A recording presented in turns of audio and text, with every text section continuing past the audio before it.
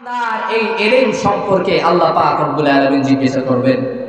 তাহলে কয়টা বিষয় বলছি আমি? এক নাম্বার বলছি, ভালো করে শুনে নাও মুসলমান। এক নম্বরে আল্লাহর পয়গম্বর সাল্লাল্লাহু আলাইহি ওয়াসাল্লাম বলেন, তোমার গোটা জীবন সম্পর্কে আল্লাহ পাক রব্বুল আলামিন কিয়ামতের ময়দানে জিজ্ঞাসা করবেন। দুই নম্বরে তোমার যৌবনকাল সম্পর্কে আল্লাহ পাক রব্বুল আলামিন জিজ্ঞাসা করবেন। তিন নম্বরে আল্লাহ পাক রব্বুল আলামিন তুমি কোন খাত থেকে টাকা উপার্জন করছো, এটা হারাম পথ থেকে উপার্জন করছো, অসৎ পথ থেকে উপার্জন করছো না সৎ পথে উপার্জন করছো, এটা সম্পর্কে আল্লাহ পাক রব্বুল আলামিন জিজ্ঞাসা করবেন।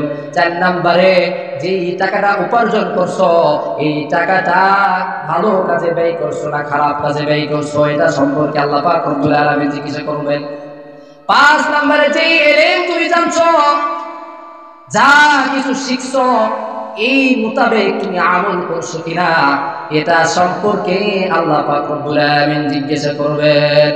এই পাঁচটা প্রশ্ন উত্তর দেওয়া পর্যন্ত এক পা কদম সামনে এগোতে পারবে না মুসলমান, এক পা সামনে এগোতে পারবে না।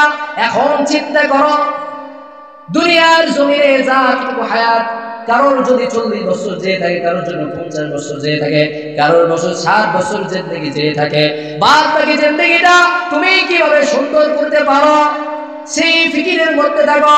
কারণ একদিন না একদিন আল্লাহ পাকের দরবারে, আল্লাহ পাকের সামনের মুসলমান তোমাকে উপস্থিত হতে হবে।